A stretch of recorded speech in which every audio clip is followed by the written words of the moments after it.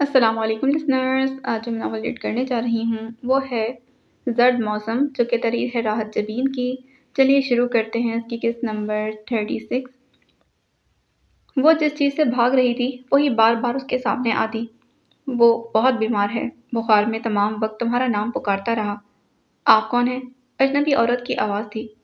میں کوئی بھی ہوں، تم نے آنا ہے تو آؤ۔ آپ کو میرا نمبر کہاں سے ملا؟ وہ اب بھی تشویش کا شکار تھی۔ تمہارے کچھ لگتے کہ موبائل سے لیا ہے۔ تمہیں آنا ہے تو آؤ، میری اچھی مصیبت ہے۔ اس نے جھنجھلا کر فون بند کر دیا۔ ایمن متذبذب سی بیٹھی رہ گئی۔ وہ جن راستوں سے منہ موڑنا چاہتی تھی وہ اسے بار بار بلا رہے تھے۔ طاہر بیمار تھا، وہ اپنا دل پتھر نہیں کر سکتی تھی۔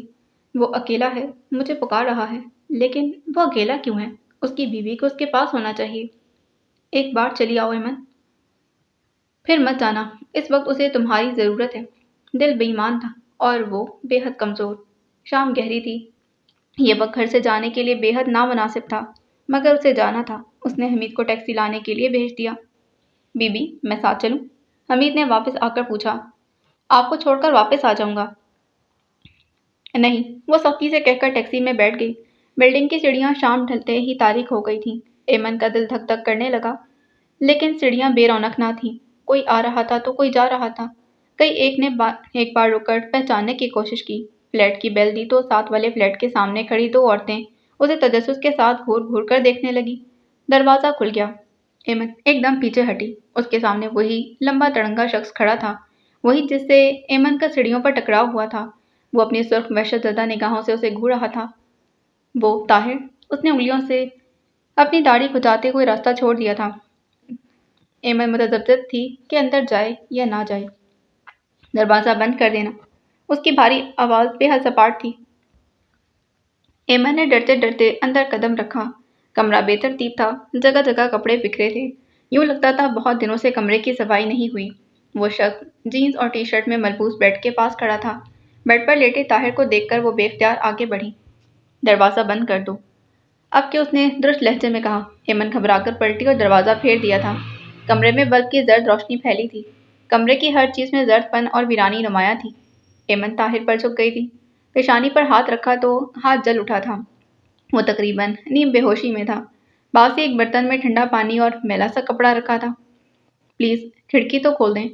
اسے کمرے کے ماحول سے وحشت ہونے لگی تھی۔ اس نے گھور کر ایمن کو دیکھا، مگر کھڑکی کھول دی۔ کمرے میں قدرے تازہ ہوا کا جھونکا آیا تھا۔ ایمن پٹیاں بھگو کر طاہر کے ماتھے پر رکھنے لگی۔ اس کی یہ حالت کب سے ہے؟ وہ خاموشی سے جینس کی جیبوں میں انگوٹھے پھنساتے اسے دیکھتا رہا۔ ایمن جھنجھلا گئی تھی۔ اس کی بیوی کہاں ہے؟ بیوی؟ اس نے تعجب سے دہرایا۔ میرا خیال ہے یہ اکیلا رہتا ہے۔ مگر اس کی بیوی؟ اس کے الفاظ درمیان میں رہ گئے کہ کوئی عورت دروازہ کھول کر تیزی سے اندر آئی۔ ایمن نے دیکھا وہی عورت تھی۔ ایمن کے اعصاب تن گئے۔ انہیں اس حالت میں چھوڑ کر آپ کہاں پھر رہی ہیں؟ وہ عورت ٹھٹک گئی، پھر تنک کر بولی، میں نے کیا اس کا ٹھیکہ لے رکھا ہے؟ وہ بڑبڑاتے کچن میں چلی گئی تھی۔ اس کے ہاتھ میں دودھ کی تھیلی تھی۔ انتہائی ill mannered اور جاہل عورت ہے۔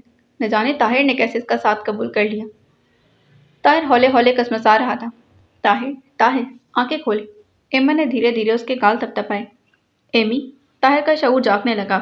تبھی وہ عورت کچن سے نکلی۔ اس کے ہاتھ میں دودھ کا بھرا گلاس تھا۔ لو، پکڑو، دودھ کے ساتھ بخار کی دوا کھلا دو۔ اس نے پٹکنے والے انداز میں گلاس میز پر رکھا۔ دودھ چھلک کر گر گیا تھا۔ میں؟ ایمن نے حیرت اور ناگواری کے ملے جلے تاثرات کے ساتھ اسے دیکھا۔ نہیں تو کیا میں کھلاؤں؟ وہ کمر پر ہاتھ رکھ کر لڑاکا انداز میں بولی تھی۔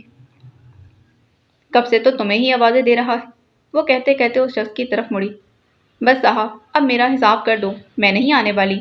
میرا بندہ مجھ پر شک کرتا ہے۔ ادھر دو چھڑے چھڑے رہتے ہیں، عورت کا ادھر کیا کام؟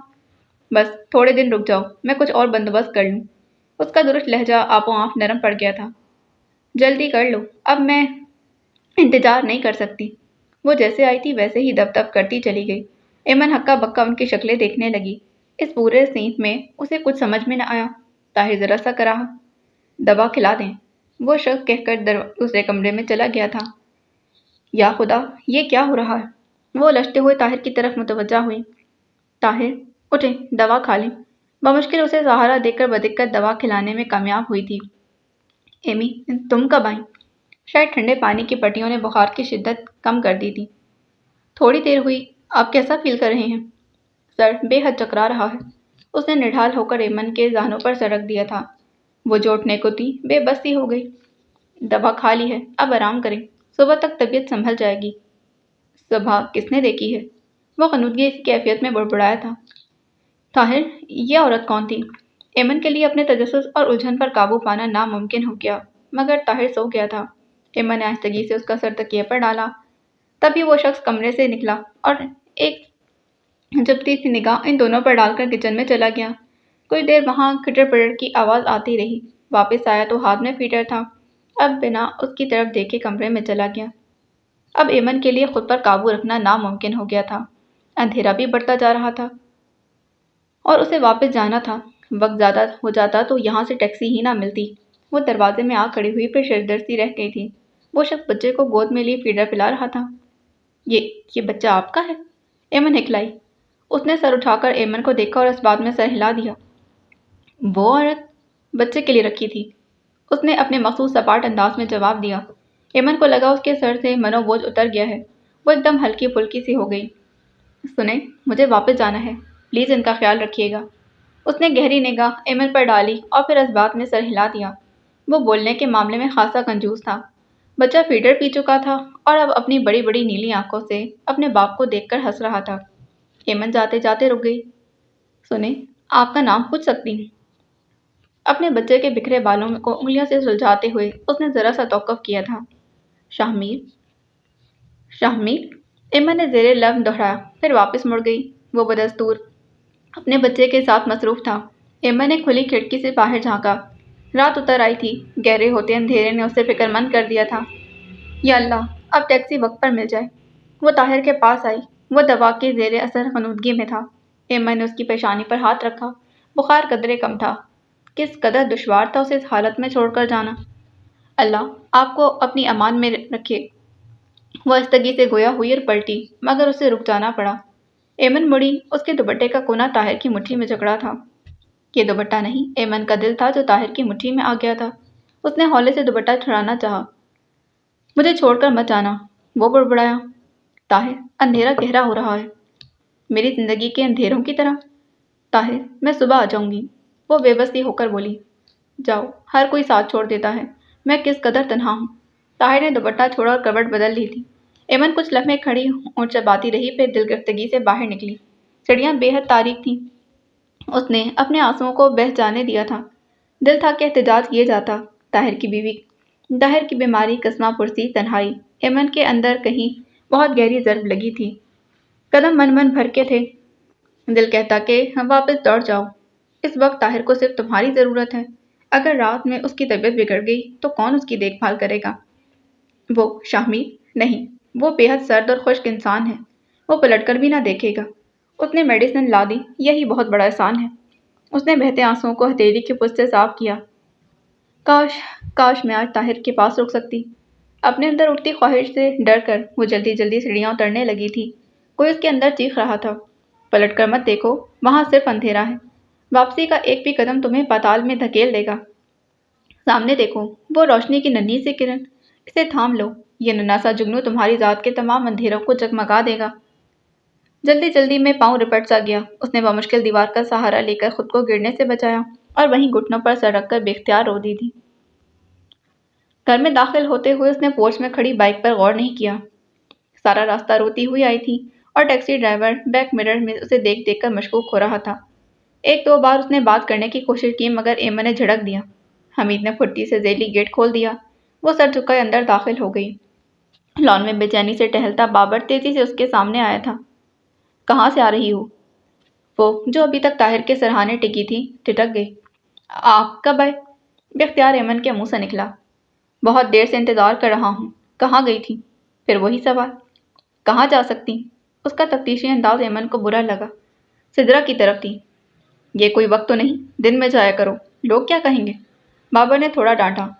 یہاں رہنے والے ایک دوسرے کے معاملات میں دخل اندازی نہیں کرتے، وہ بیزاری سے بولی۔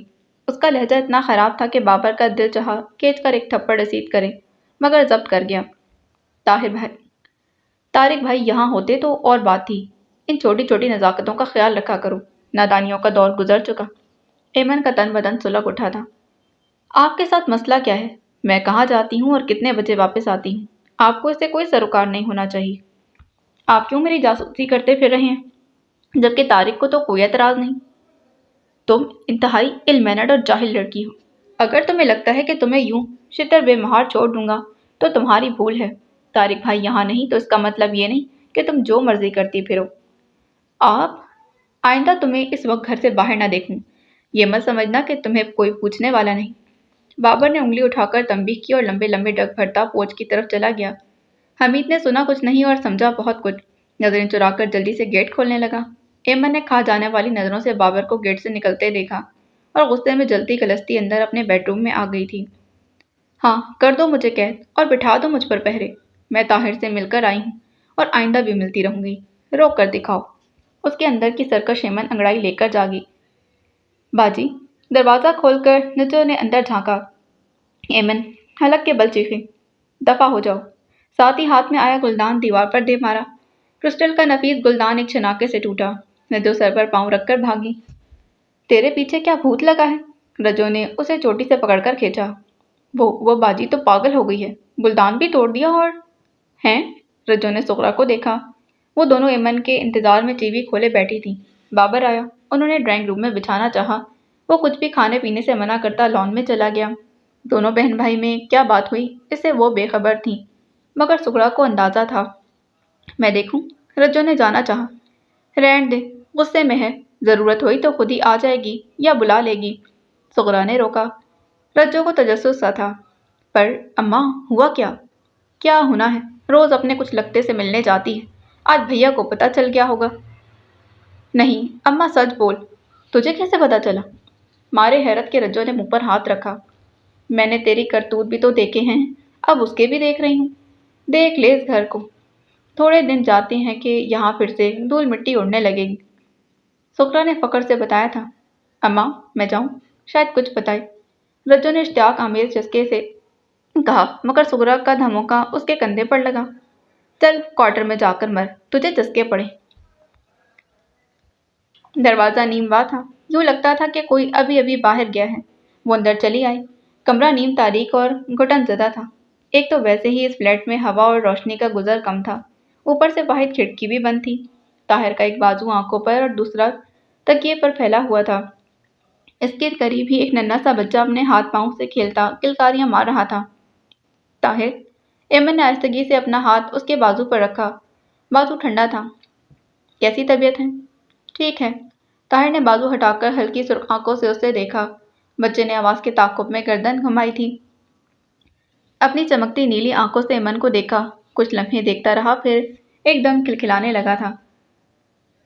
ایمن کی توجہ ذرا دیر کو اس کی طرف ہوئی، پھر اس نے طاہر سے پوچھا، ناشتہ کیا؟ ایمن نے دیکھا اس کے سرہانے ٹیبل پر پڑا چائے کا مگ جھونکا تو رکھا ہے اور اس پر سیاہ بالائی کی تہ بن گئی تھی۔ پاس ہی بخار کی گولیاں بھی ویسے ہی پڑی تھیں۔ ایمن کپ اٹھا کر کچن میں آ گئی۔ ناشتے کا سامان وہ ساتھ لائی تھی۔ سلائس گرم کیے، 2 انڈے فرائی کیے، فریش اورنج جوس نکالا۔ ابھی ٹرے لگا رہی تھی جب وہی عورت چلی آئی۔ اس کی متجسس نگاہیں ایمن پر جمی تھیں۔ ایمن نے کچھ ناگواری سے اسے دیکھا۔ تمہارا کیا لگتا ہے؟ ایمن کو اس کا سوال ہی برا لگا، مگر جواب تو دینا ہی تھا۔ کزن ہے، چاچے کا پتر ہے یہ مامے کا۔ تمہیں اس سے مطلب؟ ایمن کی تیوری پر بل پڑ گئے۔ توبہ، کیسی کڑوی زبان ہے۔ مجھے کیا مطلب؟ یہاں اکیلا پڑا مر رہا ہے، کوئی ماں پیو بہن بھائی تو کوئی تو ہوگا۔ اسی سے پوچھ لو، ایمن نے کوت سے کہا۔ مجھے تو یہ قصہ ہی اور لگتا ہے۔ اس نے آنکھیں مٹکائیں۔ ایمن نے غصے سے اسے دیکھا۔ غالباً تمہیں یہاں بچے کے لیے رکھا گیا ہے، باہر بیڈ پر ہے وہ۔ ہاں، یہ بھی عجیب ہی قصہ ہے۔ وہ بغیر برا مانے ہنسی، پھر سرگوشی میں پوچھا، سنا ہے باہر سے آیا ہے، بچہ بھی کسی میم کا لگتا ہے، تمہیں کچھ پتا ہے؟ ایمن نے گلاس زور سے پٹکا۔ اچھا، غصہ کیوں کرتی ہو؟ کسی کا لے کر نہیں کھاتی، محنت کر کے کماتی ہوں۔ وہ ہاتھ نچاتی باہر چلی گئی، مگر آواز آ رہی تھی، بچے کو لے جا رہی ہوں، اس کا باپ آئے تو بیل دے دے۔ وہ اسی بات پر بچے کی دیکھ بھال کرنے پر آمادہ ہوئی تھی کہ یہاں نہیں آئے گی، بلکہ بچے کو اپنے ساتھ اپنے فلیٹ پر لے جائے گی۔ شاہ میر کے پاس اس کی بات ماننے کے سوا کوئی دوسرا آپشن نہیں تھا۔ اس کے جانے کے بعد ایمن نے سکون کا سانس لیتے ہوئے ٹرے اٹھا لی تھی۔ ناشتہ کر لیں۔ طاہر تکیے کے سہارے اونچا ہو کر بیٹھا اور خاموشی سے پلیٹ پکڑ لی۔ ایمن نے کمرے میں رکھی اکلوتی کرسی کھینچ کر بیڈ کے قریب کر لی۔ کب تک لوگوں کے سوالوں سے بچو گی؟ طاہر نے آہستگی سے پوچھا تو ایمن نے چونک کر اس کی طرف دیکھا۔ کیا لگتا ہوں میں تمہارا؟ آپ میرے کزن ہیں؟ ایمن نے مدھم لہجے میں کہا۔ میں تمہارے باپ کے سامنے آؤں تو وہ مجھے دھکے دے کر گھر سے نکال دے، تمہارا بھائی مجھے گالیاں دے اور تمہارا شوہر وہ تو شاید قتل ہی کر ڈالے۔ مت دھوکہ دو خود کو بھی اور مجھے بھی، میں تمہارا کچھ بھی نہیں لگتا، پھر تم کیوں آتی ہو ایک غیر مرد کے لیے جہاں پر میں اکیلا رہتا ہوں؟ تم بار بار کیوں آتی ہو؟ اس کا استہزائی لہجہ ایمن کو اندر تک کاٹتا ہوا گزرا۔ طاہر آپ کیوں ایسی بات کر رہے ہیں؟ سچائی کا سامنا کرو ایمی، آپ ناشتہ کر لیں پھر آپ کی میڈیسن جہنم میں جاؤ اپنے ناشتے سمیت۔ اس نے چیختے ہوئے پلیٹ زور سے دیوار پر دے ماری، پلیٹ دو ٹکڑے ہو کر نیچے گری۔ ایمن نے ذرا سینگی میں اٹھانا چاہا مگر طاہر نے اسے جکڑ لیا تھا۔ وہ بیڈ پر گری اور طاہر وحشت میں اس پر جھکایا تھا۔ ایمن کا رونا گڑ گڑانا التجائیں، وہ پاگل ہو رہا تھا۔ خدا کے لیے طاہر، تمہیں تمہاری محبت کا واسطہ۔ طاہر نے اسے زور سے دھکا دیا، وہ اندھے منہ بیڈ سے نیچے گری تھی۔ یہ انجام ہوتا ہے کسی غیر مرد کے خلوت میں بار بار آنے کا۔ چلی جاؤ، دفع ہو جاؤ یہاں سے، ورنہ آج میں کچھ کر بیٹھوں گا۔ وہ جنون میں اپنے سر کے بال لوچنے لگا تھا۔ ایمن اپنے چکراتے سر کو سنبھالتی سیدھی ہوئی، اس کی ناک سے خون بہہ رہا تھا۔ طاہر نے اس کا دوپٹہ گول مول کر کے اس کے منہ پر دے مارا اور حلق کے بل چلایا، دفع ہو جاؤ۔ اپنے بکھرے وجود کو سمیٹتی وہ وہاں سے بھاگتی چلی گئی تھی۔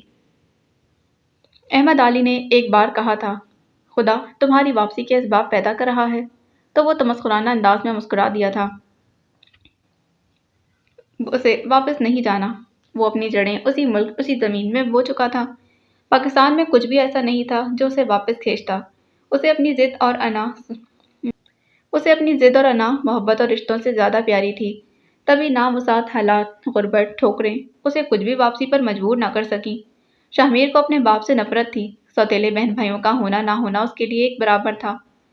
مجھے واپس نہیں جانا، یہ شاہمیر کا فیصلہ تھا۔ اسے واپس جانا ہے، یہ تقدیر کی چال تھی۔ وہ ہار گیا اور تقدیر اپنی چال چل چکی تھی۔ احمد علی ٹھیک ہی کہتا تھا، تقدیر اس کی واپسی کے لیے راستے ہموار کر رہی تھی۔ اس کے سینے پر لیٹا ننھا سا شاہنیل سو گیا تھا۔ شاہمیر نے گردن اٹھا کر اسے دیکھا، اس کی پیشانی چوم لی تھی، پھر گردن گھما کر کمرے کی اکلوتی کھڑکی کی طرف دیکھا۔ کھڑکی پر آسمان پر گہری رات، رات کے سینے پر تیرتا بادل کا ٹکڑا، بادل کا وہ ٹکڑا دیکھتے ہی دیکھتے ایک سفید لبادے میں ڈھل گیا تھا۔ شاہمیر، وہی ہوا جو تم نے چاہا، تم جیت گئے، وہ اپنے مخصوص لہجے میں کہہ رہی تھی۔ شاہمیر نے اس کی تردید کرنا چاہی۔ تمہیں بچہ چاہیے تھا، صرف بچہ، تمہیں کبھی بھی کیتھی کی ضرورت نہیں تھی، تم وہی نکلے۔ تم نے خدا کو دھوکہ دینا چاہا اور خدا کبھی دھوکہ نہیں کھاتا۔ شاہمیر کے اندر ایک گہرا احساس جرم جاگا تھا۔ یہ سچ تھا، اس کے اندر بڑی شدت سے خواہش ابھری کہ وہ کیتھی کا نام نہ لے، اسے صرف اپنا بچہ چاہیے تھا، مگر وہ کیتھی کو غلط ثابت کرنا چاہتا تھا۔ اس نے خود کو کبھی عام مردوں جیسا نہیں سمجھا تھا۔ کیتھی کی تدفین کے بعد اس نے بہت دنوں تک اپنے بچے کو دیکھا تک نہیں، اسے فاطمہ اور احمد ہی سنبھال رہے تھے۔ کیا تم اسے خدا کی رضا سمجھ کر قبول نہیں کر سکتے؟ اپنے گھر کی نیم گرم فضا میں آتش دان کے پاس بیٹھ کر احمد نے کہا۔ باہر موسم کی شدید برف باری تھی۔ وہ آتش دان میں دہکتی آگ دیکھ رہا تھا۔ ایسا کب تک چلے گا؟ احمد نے نرمی سے اس کے کندھے پر ہاتھ رکھا۔ شاہمیر نے نظروں کا زاویہ بدل کر احمد کو دیکھا، پھر اس کے عقب میں فاطمہ کو۔ وہ بچے کو گود میں لیے فیجر پلا رہی تھی۔ احمد کے دونوں بچے بڑے اشتیاق سے اس کے ارد گرد بیٹھے چھوٹے سے بچے کو دیکھ رہے تھے۔ ایک اس کے اونی موزوں میں وقید پاؤں چھوتا تو کوئی ننھی منھی انگلیاں۔ احمد نے ان کی نظروں کو محسوس کیا۔ اس کی آنکھیں بالکل کیتھی جیسی ہیں، نیلی اور چمکدار۔ شاہمیر اٹھ کر کھڑا ہو گیا۔ فاطمہ نے اسے مسکرا کر دیکھا۔ ہاں، اس کی ناک اور ماتھا تو شاہمیر پر ہے۔ بچے نے دودھ پیتے اپنی چمکدار آنکھوں سے باپ کو دیکھا۔ لو، فاطمہ نے دودھ کی خالی بوتل ہٹا کر بچے کو اس کی سن بڑھایا تھا۔ شاہمیر نے ہاتھ نہیں بڑھائے، وہ خاموشی سے اسے دیکھتا رہا۔ اس کی آنکھیں واقعی کیتھی جیسی تھیں۔ شاہمیر نے آہستگی سے اس کا گال چھوا تھا، پھر ہاتھ کھینچ لیا۔ اس نے مڑ کر اپنی برساتی اٹھائی اور تیزی سے دروازہ کھول کر باہر نکل گیا۔ اوہ، فاطمہ نے احمد کو دیکھا۔ وہ ذہنی طور پر منتشر ہے، ٹھیک ہو جائے گا۔ احمد نے کہا۔ وہ کام پر بھی نہیں جا رہا، ایسا کب تک چلے گا؟ احمد کچھ سوچنے لگا۔ اپنے فلیٹ پر جا کر اس کی وحشت دو چند ہو گئی۔ وہاں قدم قدم پر کیتھی کی یادیں بکھری تھیں۔ اس کے کپڑے، اس کی سستی بھڑکیلی اور شوخ رنگوں کی سینڈل، سستا میک اپ، کھلے وارڈروب میں ہر شے بے ترتیب تھی سوائے اس کے ایک اسکرٹ کے جو سلیقے سے ہینگر میں لٹکا رکھا تھا۔ کیتھی کو یہ اسکرٹ پہن کر گھر واپس آنا تھا۔ شاہمیر نے آہستگی سے الماری کے پٹ بند کر دیے۔ وہ کمرے کے بیچوں بیچ کھڑا بیوقوفوں کی طرح ایک ایک چیز کو دیکھ رہا تھا۔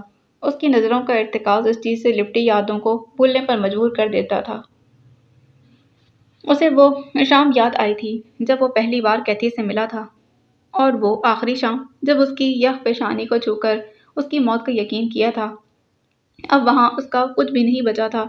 اسے کیتھی سے محبت نہیں تھی، مگر وہ کیتھی اور اپنے بچے کے ساتھ زندگی گزارنے کا فیصلہ کر چکا تھا۔ بچہ؟ شاہمیر نے خالی کوٹ کو دیکھا۔ اس نے اس کوٹ کو بے حد محنت سے سجایا تھا۔ کیتھی چپکے چپکے دیکھا کرتی۔ شاہمیر کو لگا کہ اس کے وجود کا آدھا حصہ غائب ہے۔ اسے بے تحاشا تکلیف کا احساس ہوا، مگر یہ تکلیف جسم کے کسی حصے میں تھی۔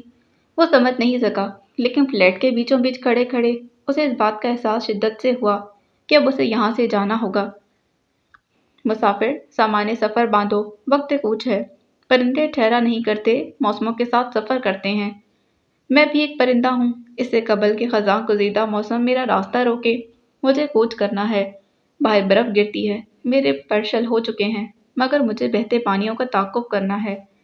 پنچھی گھونسلہ تمہارا مقدر نہیں، اڑان تمہارا نصیب ہے۔ اس نے آہستہ سے فلیٹ کا دروازہ بند کر دیا تھا۔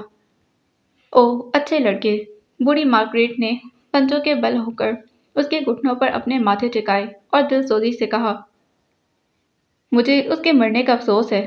یسوع اسے اپنی رحمتوں میں جگہ دیں۔ تمہارا بچہ کیسا ہے؟ کیتھی جیسا۔ مجھے اجازت دیں۔ مارگریٹ ڈبڈبائی آنکھوں سے اسے جاتا دیکھتی رہی، یہاں تک کہ سیڑھیوں پر محض اس کے قدموں کی دھمک رہ گئی تھی۔ میں پاکستان جا رہا ہوں۔ احمد علی کی آنکھوں میں چمک دو چند ہو گئی تھی۔ اس کے سیاہ لب بے ساختہ پھیلے۔ یہ ایک بہترین فیصلہ ہے۔ شاہمیر نے ہولے سے اپنے لب بیٹے کی پیشانی پر رکھ دیے تھے۔ اس نے پہلی بار اپنے بچے کو پیار کیا تھا۔ ایک سکون سا اس کے رگو پے میں سرایت کر گیا۔ تمہارا بیٹا تمہارے اپنوں کے درمیان بہتر طور پر پرورش پائے گا۔ شاہمیر نے سیدھا ہو کر براہ راست اس کی آنکھوں میں جھانکا۔ میں وہاں نہیں جا رہا۔ کیوں؟ احمد نے تعجب سے پوچھا۔ شاہمیر نے اسے جواب نہیں دیا بلکہ فاطمہ سے کہنے لگا، تم نے بہت دن تکلیف اٹھائی، اس کا سامان پیک کر دو۔ احمد کو لگا کچھ بھی کہنا بے فائدہ ہے۔ مجھے اپنا ایڈریس بھجوا دینا۔ شاہمیر نے اس بات میں سر ہلایا، حالانکہ اس کا ایسا کوئی ارادہ نہیں تھا۔ وہ جہاں سے کچھ کرتا تھا اپنا نام و نشان نہیں چھوڑتا تھا۔ احمد علی بھی یہ بات اچھی طرح جانتا تھا۔ یوں وہ ایک دن چپکے سے نوٹنگھم چھوڑ کر پاکستان چلا آیا تھا۔ اس کے آنے کے بعد احمد نے پاکستان میل کی تھی۔ وہ پاکستان آ چکا ہے، اسے ڈھونڈنا تم لوگوں کا کام ہے، میرے پاس اس کا کوئی ایڈریس نہیں۔ فلیٹ کا دروازہ کھلنے کی آواز آئی تو شاہمیر چونک گیا تھا۔ کھڑکی سے باہر اندھیرے کا راج تھا اور بادلوں کا ٹکڑا غائب۔ آنے والا یقیناً طاہر تھا۔ اس کے گنگنانے کی آواز آ رہی تھی۔ پھر وہ دروازے میں آ کھڑا ہوا۔ Hello mister. ہیلو، شاہمیر نے خوش لہجے میں کہا اور بچے کو بستر پر لٹا دیا تھا۔ میں نے کسی مرد کو پہلی بار بچے پالتے دیکھا ہے۔ طاہر خواہ ہنسا۔ تمہاری طبیعت کیسی ہے؟ شاہمیر نے اپنی ناگواری چھپاتے ہوئے پوچھا۔ وہ دونوں ایک ہی فلیٹ میں رہتے تھے مگر ان کے درمیان بات چیت نہ ہونے کے برابر تھی۔ بھلا چنگا ہوں۔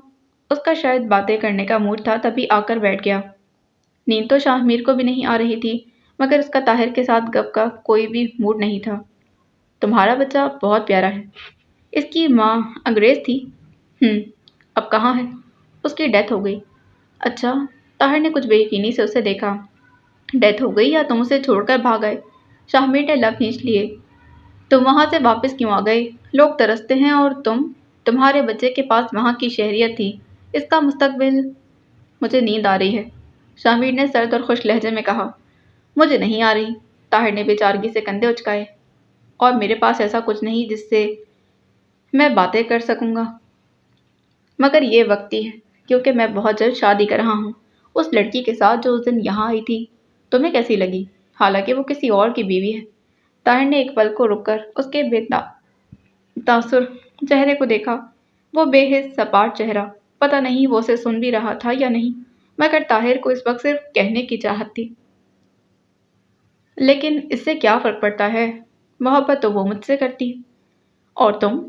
شاہمیر کا سوال قطعی غیر ارادی تھا، حالانکہ وہ تہیہ کیے بیٹھا تھا کہ اسے کچھ نہیں بولنا۔ شاید، دراصل اس کے پاس بہت پیسہ ہے۔ تم جانتے ہو ایک اچھی زندگی گزارنے کے لیے پیسہ بہت ضروری ہے۔ پتہ نہیں تم میری بات سے متفق ہو بھی یا نہیں۔ دراصل میں نے بہت عجیب زندگی گزاری ہے۔ زندگی میں نے جب کچھ حاصل کرنا چاہا، ناکامی میرا مقدر ٹھہری۔ میں نے ہمیشہ… شامیر نہ چاہتے ہوئے بھی اسے سننے پر مجبور تھا۔ اس دن وہ طاہر کی زندگی کے بہت سے پہلوؤں سے آشنا ہوا تھا، حتیٰ کہ ایمن سے بھی۔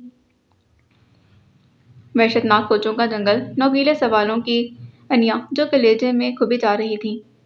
ایسا کیوں ہوا؟ کیسے ہو گیا؟ وہ سینکڑوں بار تنہائی میں طاہر سے ملی تھی، گھنٹوں بیٹھ کر باتیں کی تھیں۔ آج تک اس نے کبھی بھی حد سے بڑھنے کی کوشش نہیں کی تھی۔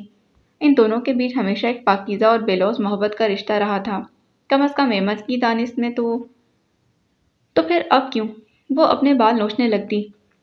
ان کی پاکیزہ محبت میں یہ آلودگی کہاں سے آ گئی؟ اس کا جی چاہتا کہ ایک بار طاہر کا گریبان پکڑ کر یہ سوال ضرور کرے، مگر ڈر گئی تھی۔ کن دقتوں سے وہ گھر پہنچی تھی، کن جتنوں سے اس نے خود کو سنبھالا تھا۔ اسے لگتا کہ جو کچھ بھی ہوا اس کی خبر سب کو ہو جائے گی، اور اگر جو اسے زیادہ کچھ ہو جاتا تو وہ کانپ جاتی۔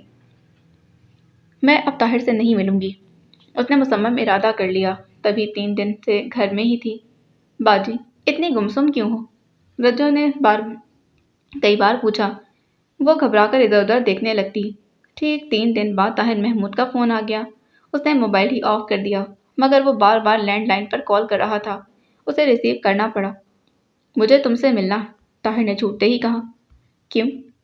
ملنے پر بتاؤں گا۔ طاہر کا لہجہ سنجیدہ تھا۔ میں نہیں مل سکتی۔ کچھ دیر سوچنے کے بعد ایمن نے 2 ٹوک لہجے میں کہا تو ایک پل کو خاموش ہو گیا۔ ملزم کو صفائی کا موقع نہ دو گی؟ طاہر، میں نہیں مل سکتی۔ ڈرتی ہو؟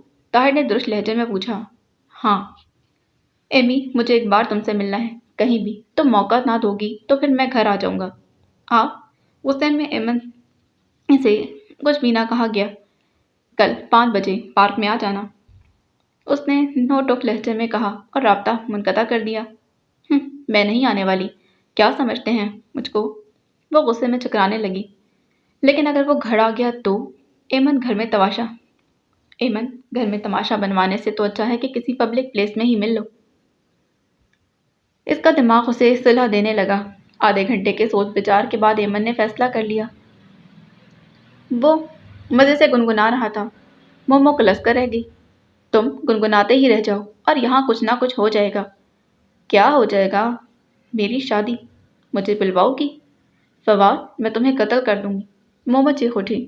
ہاں، جو لڑکی مجھ سے ملنے نہیں آ سکتی وہ مجھے قتل کرنے آئے گی۔ وہ ہنسنے لگا۔ مارے بے بسی کے مومو کی آنکھوں سے آنسو آ گئے تھے۔ فواد نے فوراً ہی اس کی خاموشی محسوس کر لی۔ اب کیا ہوگا؟ مجھے لگتا ہے تم میرے ساتھ سنجیدہ نہیں ہو، اور میں اتنا آگے آ گئی ہوں کہ پلٹنا ناممکن ہے۔ میں مر جاؤں گی فواد، میں کسی اور سے شادی نہیں کر سکتی۔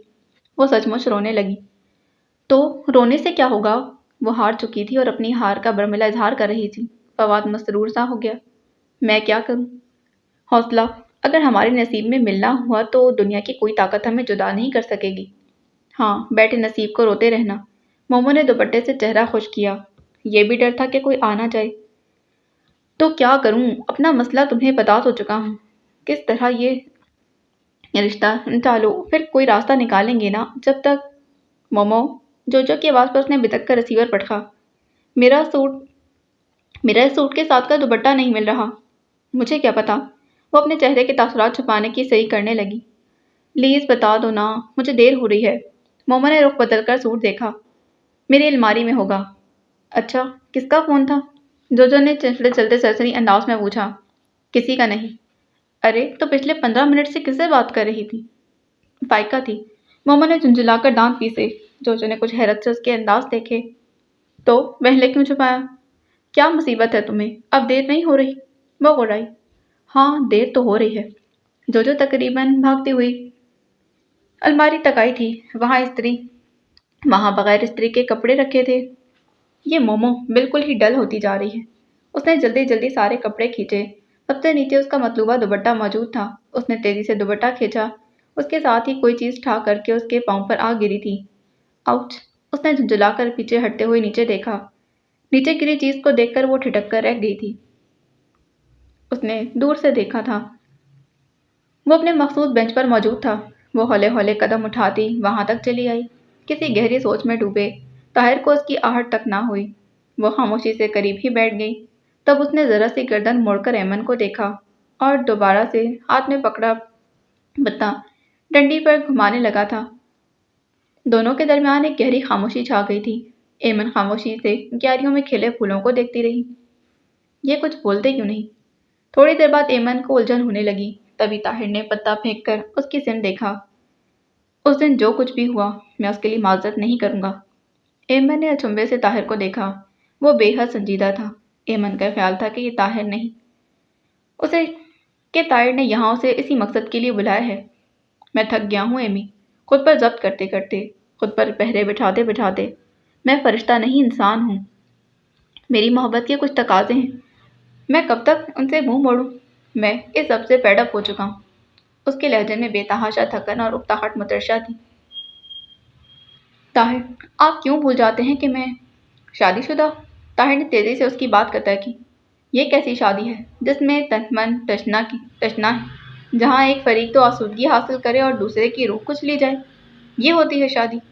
ईमानदारी से एक बात तो बताओ, क्या तुमने एक रात भी पूरी दिली आमादगी के साथ खुद को अपने शौहर के हवाले किया? वो साकित सी ताहिर को देखती रही, मगर उसकी आंखों में उतरती नमी चिल्ला चिल्लाकर कह रही थी, उसे तुम शादी कहती हो? तब है ऐसे रिश्ते पर, और लानत है ऐसे रिश्ते निभाने वालों पर। तो ताहिर के लहजे में इतनी शिद्दत थी कि गोया वो सब कुछ तहस नहस कर देगा। क्या समझती हूँ, यूं खुद पर जबर करके सारी जिंदगी गुजार लोगी? ताहिर ने उसे झंझोड़ डाला था। मर जाओगी, मर रही हो। खुदा के लिए ताहिर, अब कुछ नहीं हो सकता। वो सिसक उठी थी। सब कुछ हो सकता है, सब कुछ, अगर तुम चाहो, सिर्फ तुम। इतना यकीन कर लो एमी कि मैं और तुम एक दूसरे के बगैर नहीं जी सकते। जो जिंदगी हम जी रहे हैं ये तो मौत से बदतर है। वो एकदम उठकर उसके सामने आ बैठा था। घास पर दोनों घुटने टिकाकर उसके हाथ अपने हाथों में दबोच लिए। उसकी गिरफ्त में इतनी सख्ती थी कि ऐमन को लगा कि उसके हाथों की हड्डियां टूट जाएंगी। मैं लम्हा लम्हा मरता जब तुम्हें किसी और के साथ तस्वर करता। और तुम्हें भी तो दुख हुआ होगा जब तुम्हें लगा कि वो औरत मेरी बीवी। क्यों क्यों हम अपनी अपनी जिंदगी को इन हौलनाक दुखों के हवाले कर दें? उससे तो अच्छा है कि मर जाएं, खुदकुशी कर लें। क्या रखा है इसे जीने में? खुदा के लिए ताहिर, ऐसी बातें मत करें। ऐमन फूट फूट कर रोने लगी। मैं सच कहता हूँ, मैं ऐसा ही करूँगा। मुझसे तुम्हारे बगैर जिया नहीं जाता। या तो मेरा साथ दो एमी, या फिर मेरी मौत पर रोने के लिए तैयार हो जाओ। ताहिर, पहले तुम तन्हा थी और अब मैं तुम्हारे साथ हूँ। फिर किस बात का डर है? हम मिलकर इस दुनिया से टकरा जाएंगे। एमी, मैं तुम्हारी ढाल बन जाऊंगा। तुम तुम तक आने वाला हर पत्थर खुद सहूंगा। एक बार हाँ तो कर दो। मैं और तुम, हम अपनी अलग दुनिया बसा लेंगे। तुम लोगों से मत डरो, सिर्फ अपने दिल की आवाज़ सुनो। ये क्या कहता है? मैं जानता हूँ तुम डरती हो, मगर याद रखो, आज हम पर पत्थर बरसाने वाले कल हमारी लाजवाब मोहब्बत की दास्तान बयान करेंगे। हम यहाँ से बहुत दूर चले जाएंगे। ताहिर, तुम क्या चाहते हो? एम्मा ने खौफजदा लड़खड़ाती आवाज़ में पूछा। तुम तारिक से तलाक ले लो। ताहिर की आवाज़ सरगोशी में ढल गई। ये कैसे हो सकता है? एम्मा ने घबरा कर इधर उधर देखा। पार्क सुनसान था। ये हो सकता है। ताहिर ने उसके हाथ छोड़ दिए और पीछे होकर घास पर बैठ गया। उसके चेहरे से कुछ लम्हों से बेशतर वाली वहशत गायब होने लगी थी। अगर तुम वाकई मुझे दिलो जान से चाहती हो तो ये हो सकता है। ताहिर ने बहुत गौर से अमन के चेहरे पर उभरते तासुरात देखे। फैसला तुम्हारे हाथ में है, मेरी जिंदगी और मौत का, क्योंकि मैं तो फैसला कर चुका हूँ। अगर तुम्हारा साथ नहीं तो जिंदगी बेकार है। वो दमबखुद थी। मेरे पास ज़्यादा वक्त नहीं है, फैसला भी होगा हाँ या ना। उसने एक एक लफ्ज़ पर जोर दिया था। एमन साकित और सामित थी, गोया हिली तो कुछ ना कुछ हो जाएगा। इन दोनों के दरमियान एक मायने खेजी गंभीर खामोशी छा गई थी, जिसमें वो अपने दिल की एक एक धड़कन शुमार कर सकती थी। हवा दरख्तों में हौले हौले सरसराने लगी। एक फैसला कुन लम्हा उसके सर पर मंडलाने लगा था। ایسا لمحہ جو اسے پاتال میں بھی دھکیل سکتا تھا اور ہمیشہ کے لیے محفوظ بھی کر سکتا تھا، بچا بھی سکتا تھا۔ اس نے خاموش بیٹھے طاہر کو دیکھا اور بے حد خشک حلق کو ترک کرتے بولنے کی کوشش کی، مگر اس کا وجود برفیلی سل میں تبدیل ہو چکا تھا۔ بہت دیر کے بعد جب طاہر نے مایوس ہو کر اٹھنا چاہا، ایمن کے حلق سے بے حد مدھم کمزور آواز میں سرسراتی آواز نکلی تھی، مگر یہ سب کیسے ہوگا؟ طاہر نے بے حد حیرت سے بے یقینی اور خوشی کے ملے جلے تاثرات کے ساتھ ایمن کو دیکھا۔ تم نے فیصلہ کر لیا؟ ایمن نے گردن جھکا لی تھی۔ طاہر جو زہر قطرہ قطرہ اس کے وجود میں اتار رہا تھا، وہ ایمن کے پورے وجود میں سرایت کر گیا تھا، مگر ایمن اس زہر کو تریاک سمجھ رہی تھی۔ میں تمہیں سمجھاتا ہوں۔ وہ اٹھ کر اس کے پاس آ کر بیٹھا۔ وہ اپنے گھر میں یوں آئی گویا کسی اجنبی جگہ پر آئی ہو، جیسے کوئی اسے پہچانتا ہی نہ ہو۔ نہ گیٹ پر کھڑا چوکیدار، نہ آس پاس پھرتے ملازم۔ وہ ایک ٹرانس میں روش چھوڑ کر لان میں آ گئی تھی۔ مغرب کے بعد کا وقت تھا، فضا معطر اور ٹھہری ہوئی تھی، ہوا بھی تھمی سی تھی۔ اس نے ایک نظر لان میں چلتے برقی کمکموں کو دیکھا، جس کے سائے میں سفید پھول دم سادے تھے۔ پھر سر اٹھا کر سامنے پھیلی خوبصورت عمارت کو، جس کی بڑی بڑی شیشے کی کھڑکیوں سے روشنیاں منعکس ہو رہی تھیں۔ یہ اس کا گھر ہے۔ میں اور تم بہت اچھی زندگی اور خوشحال زندگی گزار سکتے ہیں۔ میرے پاس محبت ہے اور تمہارے پاس پیسہ۔ ایک خوبصورت گھر جو تمہارے نام ہے۔ ایک آسودہ زندگی گزارنے کے لیے اور کیا چاہیے؟ ہم یہاں نہیں رہیں گے، یہ گھر بیچ دیں گے۔ تم اندازہ ہی نہیں کر کہ گزرتے وقت کے ساتھ ساتھ اس گھر کی قیمت کروڑوں میں چلی جائے گی۔ چھوڑو اس گھر کی باتیں، ہم اپنا ایک الگ گھر بنائیں گے، اسے اپنی چاہتوں کے رنگوں سے سجائیں گے، جس کی بالکنی میں بہت سے پھول ہوں گے۔ تم شام کی چائے بنا کر وہاں میرا انتظار کیا کرنا۔ میں تمہارے لیے ہر روز پھولوں کے گجرے لاپا کروں گا۔ تمہاری کلائیوں میں پھول بے حد خوبصورت لگیں گے۔ ایمن نے اپنی سونی کلائیوں کو دیکھا تھا۔ تم اپنے کانوں میں بیلے کی بلیاں پہنا کرنا اور پیار بھری سرگوشیوں سے سرما جائیں گی۔ مجھے تمہارے کانوں میں سونا اچھا نہیں لگتا۔ تم تو پھولوں کی رانی ہو، انہی کی طرح نازک اور کومل۔ اس نے بے خیالی میں ٹاپس اتار کر ہتھیلی پر رکھ لیے اور انہیں غور سے دیکھنے لگی۔ گلاب کے کھلے پھول جیسے گولڈ کے ٹاپس طارق اس کے لیے پچھلی بار لایا تھا۔ ایمن کو پسند بھی بہت آئے تھے، تبھی تو فوراً پہن لیے تھے۔ اور طارق، کیا وہ؟ ہم کیوں کسی اور کے بارے میں سوچیں جب کسی نے ہمارے بارے میں نہیں سوچا؟ اور وہ بھی اس شخص کے بارے میں جو تمہیں سونے کے محل میں قید کر کے خود گل چھیڑے اڑا رہا ہے۔ اس کے اندر ابھرتے پشیمانی کے احساس کو طاہر کی آواز نے کچل دیا تو ذہن وقار حسن کی طرف چلا گیا۔ میں بہت خوش ہوں ایمن کہ میری بیٹی نے زندگی کو سمجھنا شروع کر دیا ہے۔ وہ کتنے مسرور تھے اور بے حد مطمئن بھی۔ اور تمہارے ڈیڈی، انہیں میں قبول نہیں تھا، تب بھی کسی ایسے شخص کا انتخاب تو کرتے جو تمہارے قابل ہوتا۔ انہوں نے تو ایک بوجھ کی طرح تمہیں سر سے اتار دیا۔ معاف کرنا، زندگی میں کسی شخص نے تمہارے بارے میں مخلص ہو کر نہیں سوچا۔ ہر کسی کو صرف اپنے مطلب سے مطلب تھا۔ تو تم ان لوگوں کی خاطر کیوں اپنی زندگی رولتی ہو؟ کیا زندگی کی خوشیوں پر تمہارا حق نہیں بنتا؟ کیا تم اس قابل ہو کہ یہاں بیٹھ کر اپنے شوہر کے رشتہ داروں کی خاطرداری کرتی رہو؟ توڑ دو یہ ساری زنجیریں، خود کو آزاد کرواؤ، کھل کر مسکراؤ۔ تمہاری آنکھوں کے جھکنوں کہاں کھو گئے ہیں؟ مجھے انہیں ڈھونڈ کر لانا ہے۔ خوبصورت دل لبھاتی باتیں، مکڑی کا جالا، دل نشین نثار ہوتا لہجہ، آکٹوپس جس نے ایمن کی رگ رگ میں اپنے پنجے گاڑ دیے تھے۔ طاہر نے کس خوبصورتی سے جال بچھایا تھا اور وہ جانتے بوجھتے اس جال میں پھنستی چلی گئی۔ صرف پہلا قدم اٹھانے کی دیر تھی۔ ایک بار فیصلہ کرو اور ڈٹ جاؤ، میں قدم قدم پر تمہارے ساتھ ہوں۔ آپ کہتے ہیں طاہر، صرف پہلا قدم اٹھانے کی دیر ہے، اس کے بعد روشن راہیں ہمارا مقدر ہوں گی۔ ایمن نے سر جھٹکا اور قدم آگے بڑھا دیے تھے۔ اسے یہ خبر نہ تھی کہ پہلا قدم غلط ہو تو دوسرا گہری تاریکی کھائی میں پڑتا ہے۔ وہ تو چھلانگ لگانے کو بے قرار تھی۔ باقی اگلی قسط میں جانے سے پہلے چینل کو سبسکرائب کرنا ہے، ویڈیو کو لائک کریں، بیل آئیکن کو پریس کرنا ہرگز نہ بھولیں۔ ملتے ہیں اس کی اگلی ایپیسوڈ میں۔ اللہ حافظ۔